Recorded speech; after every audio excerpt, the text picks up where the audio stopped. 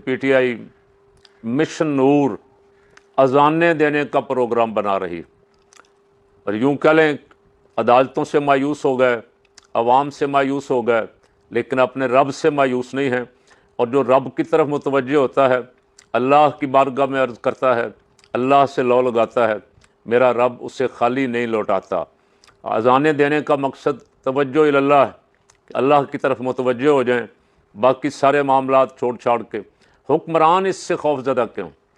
हुक्मरानों पे भारी नहीं हैं, ये अज़ानें ज़ालिमों पे भारी, जो जुल्म करने वाले हैं उन पे भारी हैं, और उनके लिए परेशानी बनेगी। इसलिए कि अल्लाह अज़ानों की बरकत से अगर मुल्क में अज़ानें हुई और हर घर से रब को पुकारा गया, तो मेरा रब मेहरबान हो गया तो इन्हें जुल्म से निजात अता फरमा देगा, इन्हें नेक हुक्मरान अता फरमा देगा, इन्हें लुटेरों से, डाकुओं से, चोरों से, जिनके खिलाफ कई कई सौ अरब के केस थे और उनको लाकर कुर्सियों पर बिठा दिया गया, इनसे मेरा रब इनको निजात दिला देगा। अज़ान का फ़ायदा ये होगा। लेकिन हुक्मरान शायद बिला वजह ही अज़ानों से खौफज़दा है।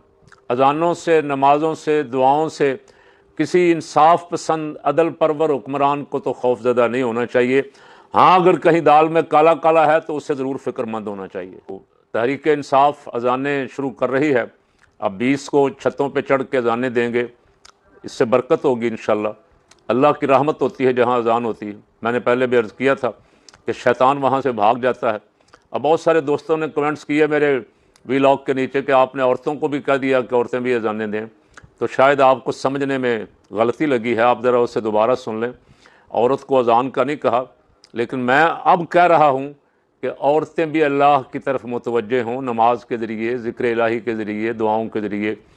अगर वो वाक़यातन समझती हैं कि हम किसी बहरान में हैं, हम किसी मुसीबत में हैं और हमारे ऊपर नाजायज़ हुक्मरान मुसल्लत किए गए हैं, तो उसका सबसे बड़ा फ़ॉर्म, दुआ का फ़ॉर्म जो है वो तो रब की बारगाह है।